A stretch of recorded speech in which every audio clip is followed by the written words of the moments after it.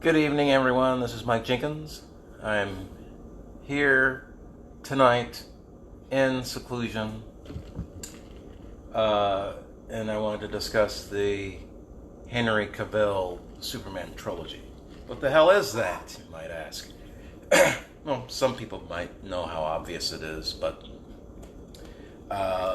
the three films that Henry Cavill, our current cinematic Superman, he hasn't been usurped yet.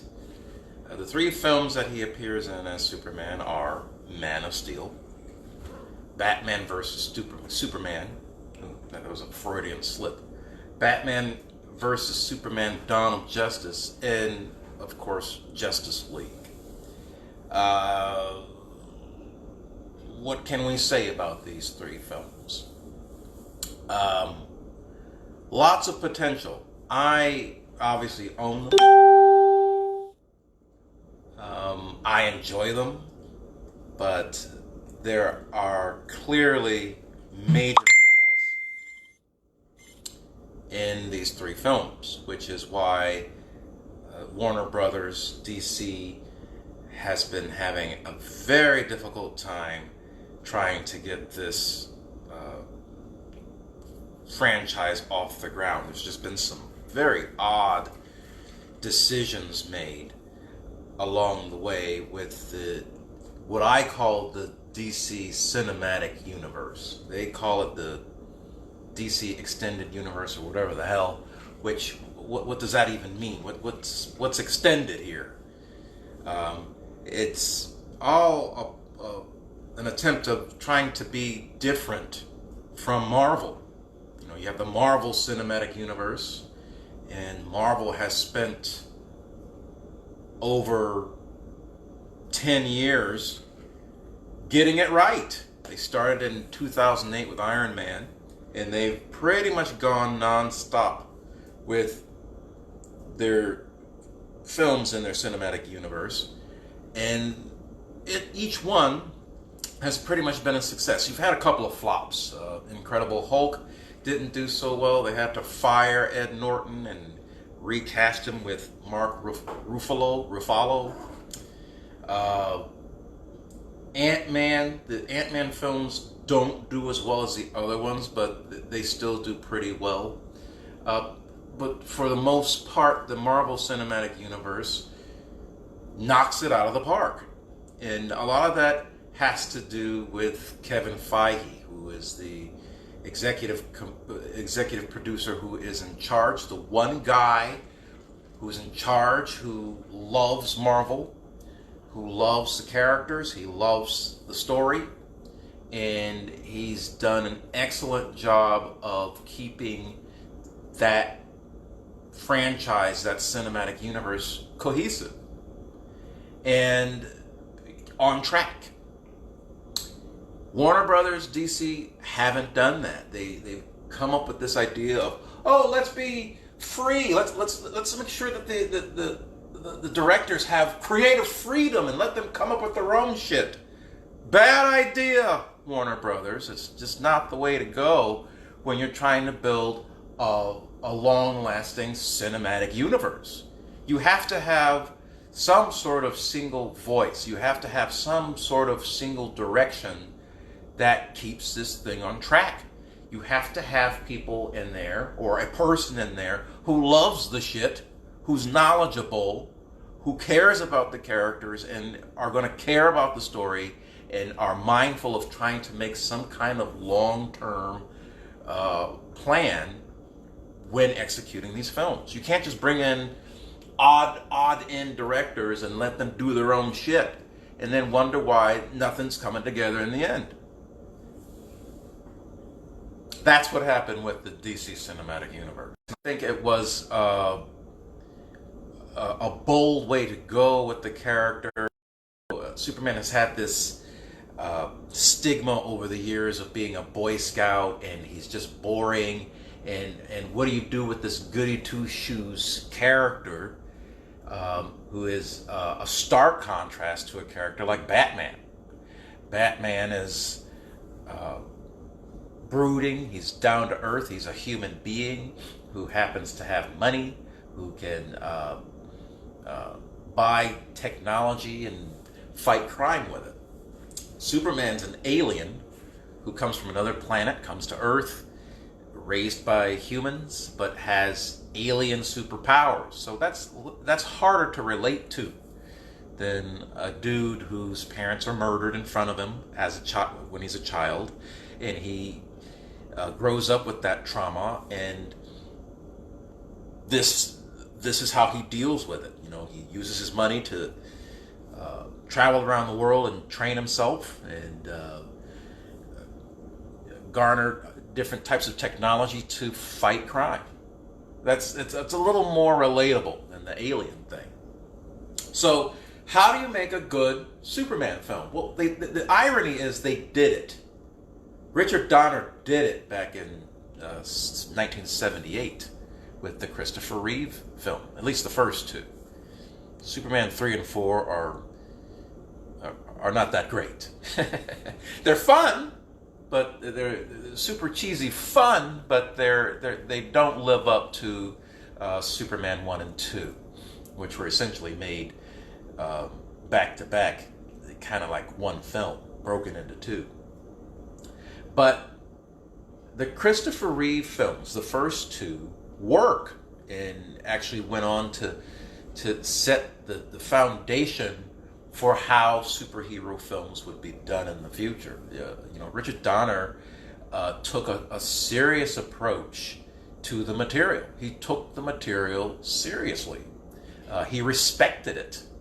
The Salkinds, who were the producers who owned the film rights to Superman, wanted to do this cheesy, campy approach, and their influence on things are blatantly clear when Richard Donner was fired and taken out of the equation, and Richard Lester was allowed to take over on Superman 3, and Superman 4 also suffered from the Salkind influence. Supergirl as well suffered from the Salkind influence, and those three films are just atrocious. They just fall off the tracks. But Richard Donner took the material seriously, and he laid the groundwork for how a superhero live-action film should be done. The next film to follow suit was Batman. Tim Burton's first Batman film set some records and also laid some foundation for how superhero films will be done in the future. But I digress, going back to Zack Snyder's Man of Steel. Zack Snyder did some things right with Man of Steel. It was a very gritty film. It had some heavy themes that I feel were handled well. And the villains were scary. The villains were intense. General Zod, Terrence Stamp did a good job with the General Zod role in the Christopher Reeve films back in 1978 and 80. But Michael Shannon brought something to the role that makes the character memorable. You can understand where he's coming from. He's a villain. He's genocidal. He's murderous. But once you watch the film and you see where he's coming from, you understand why he's doing what he's doing. And so he's a strong villain in that film. The issue, I think, with Man of Steel, though, is it went too far too fast with some things. I understand they didn't want to start the series with a character like Lex Luthor, because up until that point, Lex Luthor had been overused as a character. He was being used on Smallville. He was used in Lois and Clark. He was used in the Superboy series. He's the main villain in 3 out of the 4 Christopher Reeve films, and arguably the villain in Superman 3, Christopher Reeve's Superman 3, was a Lex Luthor clone. Wasn't Lex Luthor, but he was essentially a Lex Luthor ripoff. So Lex Luthor was overused as a villain in all of these different Superman properties, and the crime is Superman has a pretty robust rogues gallery. He has a lot of villains, probably not as ample as Batman, but Superman has quite a few villains in his rogues gallery as well, but they just couldn't find a way to break away from Lex Luthor. So after the Christopher Reeve films, you know, you've got the Superboy series, and then you've got Lois and Clark, and then you had Smallville, and then you got Brandon Routh's Superman Returns film, which starred Kevin Spacey as Lex Luthor. I mean, he's just it's Lex Luthor again, you know. So by the time we get to Zack Snyder's Man of Steel, somebody said, you know what, we gotta fucking drop the Lex Luthor thing. We've gotta use somebody else. Now, you would hope they'd go with Brainiac, because for God's sakes, why are you going with General Zod? Because that's like the next thing, you know. As far as major villains in the franchise, General Zod is probably your next step, because that's what happened with the Christopher Reeve films. First film, you had Lex Luthor as the villain. Second film was General Zod. So here we are. We're starting off the Zack Snyder trilogy, or the Henry Cavill Superman trilogy, with General Zod. So, and it wasn't actually a bad idea. I think story-wise, Man of Steel flows pretty well. You know, when I first watched it, it wasn't linear. It's not a linear story where you start from point A and you go to point B. It kind of goes in and out of time. You start at a certain point, and then you got a flashback that takes you to the past, and then you go back to the present, and it kind of bounces around like that. And so originally I didn't like that approach, but you know, once you watch the film a few times, it grows on you. And so Man of Steel, story-wise, I think does a good job of setting the character up. The thing about Man of Steel is you don't jump into the bright, high, hopeful, bright Superman that you expect. I mean, he's kind of intense. He's a little green behind the ears. He's still trying to figure out his powers, and you know, it's not the Superman that you recognize right off the bat. And I understand that, because he's starting out. This is the beginning for him. So when it comes to, spoiler alert, Superman having to take out General Zod, he does a very un-Superman thing. And it's like, oh, he did that, but it's like, could he not do it? You know, it's one of those things that makes you scratch your head. But that takes me into one of my main issues with the film.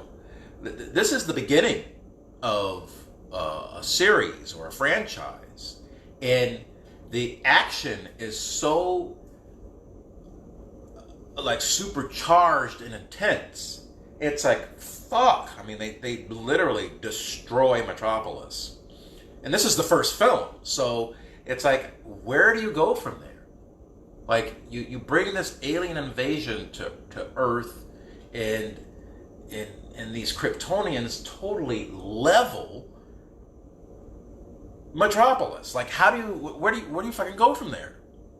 And so that was one of my issues. Is, you know, this is pretty intense for a first movie. So like, what's a sequel gonna be about? Like, how do you step up from that? So that leads us into Batman versus Superman. Now here is where I felt that, you know, despite a couple of missteps with Man of Steel, I felt it was a good start. I felt like, you know, the next one, let's get into Brainiac. You know, let's get into some other villain. Maybe you do bring in Lex Luthor in the second one, and then you bring in Brainiac, and so you have those two team up somehow, or, you know, however that's going to work. You know, Lex Luthor discovers this technology, and he's able to create all these weapons, and it happens to be this AI that came from Krypton. So, you know, with Lex Luthor's xenophobia and his hatred for Superman, he's using this AI technology that he discovers is from Krypton to learn about Superman and to figure out ways to take Superman out. Comes to find out that this AI is a technology from Krypton, and it evolves into Brainiac. That's one of the many origins of Brainiac. Is Brainiac in one continuity is this central AI computer that controls much of the Kryptonian society. And so that could have been used in the sequel to Man of Steel.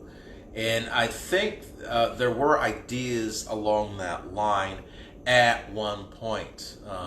Brainiac is always like this, you know, or not always, but Brainiac has typically been like the concept for that next movie that never makes it end. So with the Christopher Reeve trilogy, Superman 3 was going to be about Brainiac and Supergirl. But the concept was so off-key, Warner Brothers rejected it. You know, at this point, Richard Donner's out of the picture, and the Salkinds are totally in control. They write this script about Brainiac coming to Earth with his girlfriend Supergirl, and Supergirl is not Superman's cousin. They fall in love, and it's this whole weird thing. So that story concept is so bad, Warner Brothers rejects it and splits Superman 3 into two separate films. So it splits into Supergirl, which comes out in 1984, and the other part is Superman 3, which came out in 1983. Both movies were horrible. But at one point, Brainiac was going to be in the Christopher Reeve series of films. And Brainiac was also going to be in a film that was going to be directed by Tim Burton called Superman Lives, starring Nicolas Cage as Superman. And fortunately, that movie didn't make it too far. It died a nice, horrible death. Brainiac was also going to be featured in the Brandon Routh sequel, but that film never made it off the ground either. So poor Brainiac just never gets a break. And if I understand correctly, Brainiac was going to be in the Man of Steel sequel. But Warner Brothers had other ideas. So at this point, Warner Brothers is freaking out, or they've been freaking out. Marvel is just wiping the floor with them in this comic book movie category. And Warner Brothers wanted to catch up, and they wanted to catch up fast, which is really where the DC Cinematic Universe has continually gone wrong. Warner Brothers has just continuously tried to rush this franchise, and they've just stumbled and tripped over themselves the whole way through. So Superman, or Man of Steel 2, mutates into this film that is actually 3 or 4 different movies smushed into one. So you have a sequel to Man of Steel. That's your one movie. Then you have World's Finest. Then you have Death of Superman. And then you have the prequel to Justice League. So they have all of these ideas shoved into one movie. And World's Finest is a classic storyline in DC Comics, where Superman and Batman first encounter each other. And it starts off, they're not necessarily on the same page when they start off. Oh, the fourth story that I'm talking about here is Dark Knight Returns, which was a comic book series that was written by Frank Miller that dealt with Batman, an older grizzled Batman coming out of retirement, and he's a little darker at this point. Robin had been killed by the Joker, and Batman is just not as fluffy as he used to be. He's a little rougher around the edges. And of course, that puts him at odds with Superman. So you could see a lot of these, like the armor that Batman uses in the film is almost a carbon copy of what he used in the Frank Miller story. And so there's a lot of stuff, there's a lot of story material going on in Batman versus Superman. You've got Dark Knight Returns, World's Finest,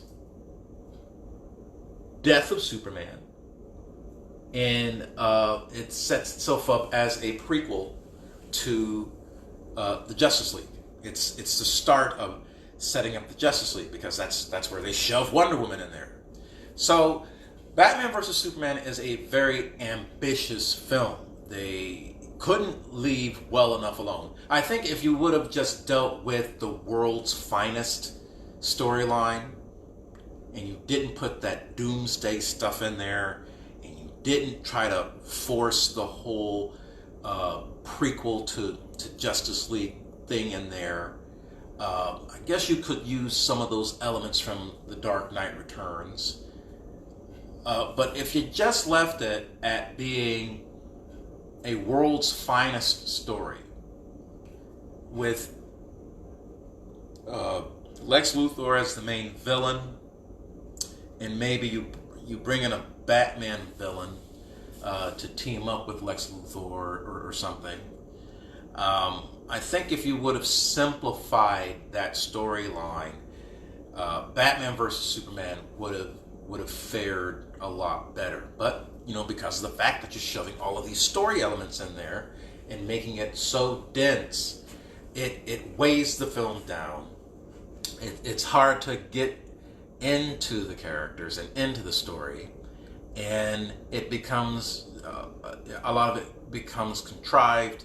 And like, why the hell are you doing a sequel?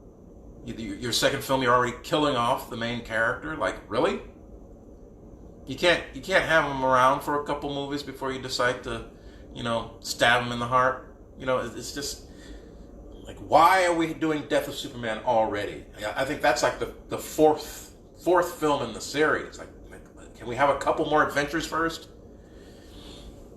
So, and this goes back to my complaint in my video last night. I did a video about the death of Picard. Spoilers. And, you kill off Kirk, you kill off Picard, you kill off Luke, you kill off Solo, And then you're like, that kind of hurts the franchise now. Like nobody, you lose a little interest when the hero is killed off. Like, do you want to even see any more movies now that the hero's killed off? I don't know. So, the next film in the series is Justice League, which is a direct follow-up to Batman versus Superman, because now we're in a story in a world where Superman has died and people are still grieving, and now you have these different threats coming to the Earth, and it's up to Bruce Wayne and Diana Prince to unite a team to stop this threat. And this threat happens to be from Apocalypse. Now, Justice League again, we're continuing this trend because we're being ambitious here, maybe a little over ambitious, because what Justice League is supposed to be is the DC Cinematic Universe equivalent to Avengers. Marvel's Avengers. Now, what Marvel's Avengers did was it evolved out of 4 or 5 films that came before it. So you had Iron Man, Captain America, I think it's Iron Man, Incredible Hulk, Captain America, Thor, and Iron Man 2. So you had 5 films that came out before the Avengers. So all 5 of those films indirectly tied into each other. They all had story elements that influenced the Avengers. In particular, the titular characters. So all of the main heroes in those films team up in the Avengers to take out this, major threat. And so by the time you get to Avengers, you've already watched all those other films. And you've already got yourself caught up in investing in the story that's being told throughout these films, because one of the things that the Marvel films does great is that after credit scene. And so the after credit scene gives you some tidbits that tell you to go to the next movie. And so you watch the next movie and you get some more tidbits. And so by the time you get to Avengers, you're watching this thing and you're like, there's Loki. I know that guy. And Captain America. And then you got, Black Widow. I met her in that. I know Black Widow. And Hawkeye. Yeah, I met him in that. So all the pieces fall into place. And you don't have to spend time trying to introduce things and concepts and characters. So that's where Justice League fell apart, because you didn't do a Aquaman movie. You didn't do a Flash movie. You didn't do a Cyborg movie. So now all of these characters have to be introduced at the beginning of the film while you're trying to build up the storyline of the film itself, while you're trying to bring Superman back from the dead. So you're trying to do all this shit to get the team together to defeat the main big baddie at the end. So there's just so much crammed in there. And hey, guess what? You don't have 3.5 hours to do it. We're going to cut your shit down to 2 hours and 18 minutes or something. So good luck with that.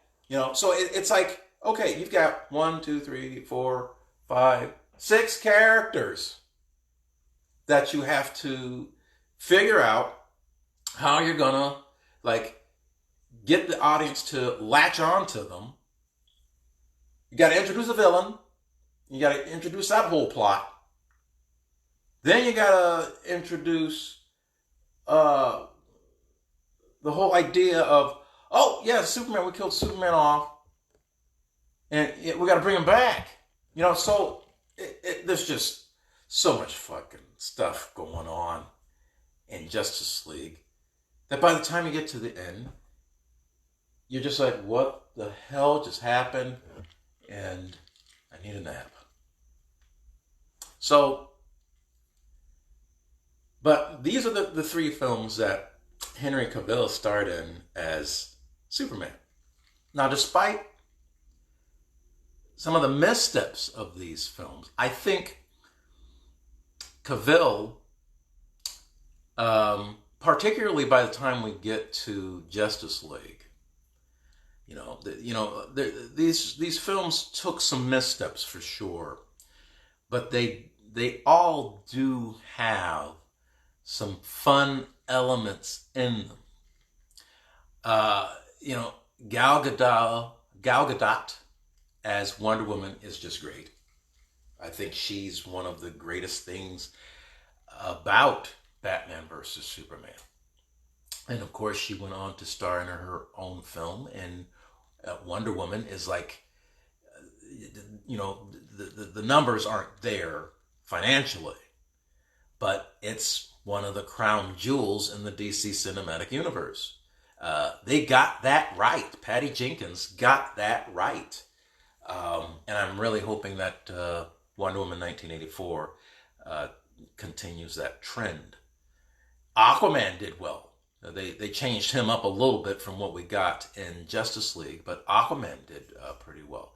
And I think Ben Affleck is one of the better Batmen when you're talking about Michael Keaton, Val Kilmer, George Clooney, Christian Bale. I might be leaving somebody out. I'm not counting out Adam West. That's a different era. I'm not counting him. So Ben Affleck, even though he didn't actually star in his own film, I think he's one of the better Batmen. I put him. You have Michael Keaton, Christian Bale, and Ben Affleck. They kind of circle around there. George Clooney, total joke. Val Kilmer, whatever. Not, So I think as far as characterizations, I think Batman, Superman, and Wonder Woman and Aquaman are great. I think Cyborg had some potential. Flash was a little offbeat. I think those two, I'd have to see a little more to figure out where that's going. But Henry Cavill as Superman, I think Cavill looks like Superman. When you look at all the actors over the years, in my humble opinion, it's been hard to beat Christopher Reeve. Christopher Reeve just nailed it. He established that role. He established what a Superman should be. And so actors after him either tried to emulate that a little bit or they tried to take their own direction. But whatever they did, it just didn't say Superman to me. You had Dean Cain, you had Tom Welling, and I'm sorry, I'm blanking on the Superboy actors. There were two of them.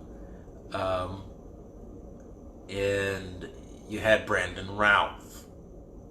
Henry Cavill just nails it. I think the body, the suit captures it, particularly when it gets brighter in Justice League. That's one of the things Justice League did right, was brighten up the suit. And his characterization in Justice League is the closest we get to what Superman should be. So I think Henry Cavill is good casting. I just think that the stories that have been built around him have not allowed him to do justice to the role. And I think Warner Brothers is making a huge mistake by sidelining him and sidelining Superman. I just think that Warner Brothers just continually makes horrible decisions when it comes to this franchise. And a lot of it just has to do with the fact that they don't have a mindful Kevin Feige in control. So hopefully that changes. They've brought in several types of producers and directors to try to take on that role, and it's been unsuccessful. So hopefully at some point, someday, they do get someone to come in and mop up this franchise. There's great potential there. So, I mean, you have the Aquaman movie, you have the Wonder Woman movie, the Shazam movie was pretty good, despite the fact that it didn't do great numbers. So the potential is there, and Warner Brothers isn't stopping. I mean, they did the Joker, which did phenomenal, even though it's not part of the DC Cinematic Universe. It's a separate piece. And they're doing Wonder Woman 1984. There's going to be a sequel to Aquaman. They're doing the sequel to Suicide Squad. The Birds of Prey didn't do all that great. I haven't seen it yet, but the Birds of Prey kind of fell on its face. But I'll watch it and see where that went. And they're doing the new Batman movies, Matt Reeves' Batman movies. So Warner Brothers isn't stopping. I'm just hoping that, you know, they take some cues from the success they had with Aquaman, Wonder Woman, and Joker, and they take the franchise in better, brighter directions and stop making these odd, weird decisions.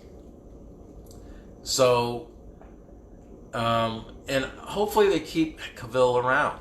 They let him reprise the role. If they need to do a proper Man of Steel 2 sequel, and just be straight with the story.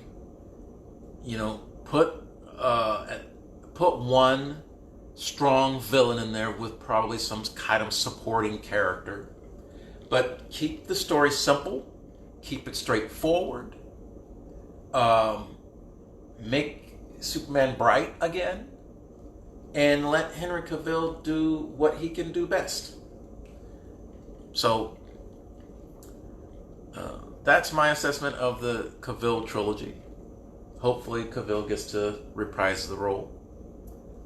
And hopefully Warner Brothers allows this franchise to get back on track. And that is my rant for tonight. Hopefully everybody's being safe. Hopefully you're not going stir crazy, being locked away in your house. And, you know, we're going to get through this thing. Just follow the rules and don't be around sick people. Or if you are sick, please take care of yourself, and we will see ourselves on the end of this. All right. Ta-ta for now. Good night.